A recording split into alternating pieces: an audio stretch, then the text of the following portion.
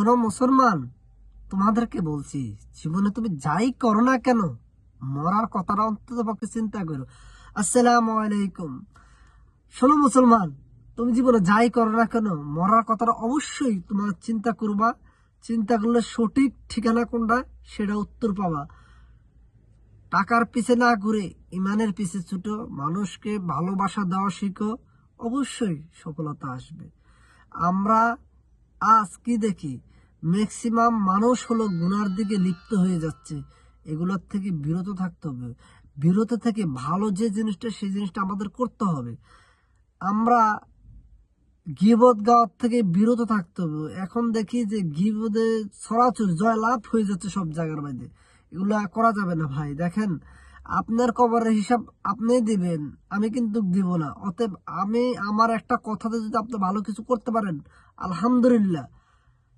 প্রত্যেকটা মানুষের যদি সে 10টা কথা বলে, একটা কথার ভালো কথাটা নিয়ে তাকে ভালো হওয়ার সুযোগ দিতে হবে। আপনারা গুনার দিকে চাইেন না ভাই। দেখেন, মরণ এমন এক জিনিস যে সবাই না পেরার দেশে চলে যেতে হবে।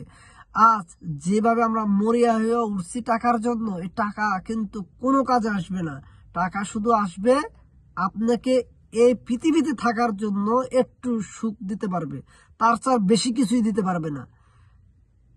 প্রকৃত সুখ ভালোবাসা সারা জীবন যে জায়গা থাকতে হবে, সেই জায়গার জন্য কিছু করতে হবে।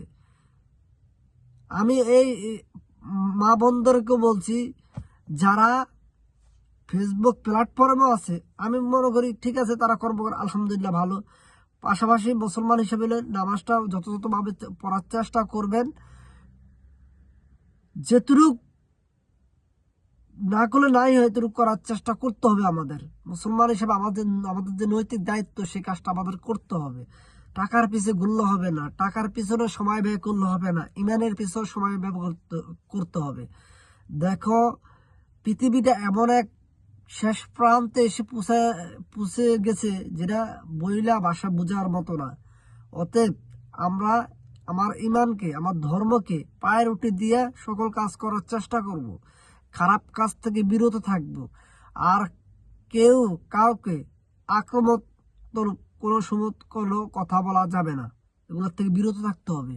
তাহলেই আমরা ভালো কিছু করতে পারবো।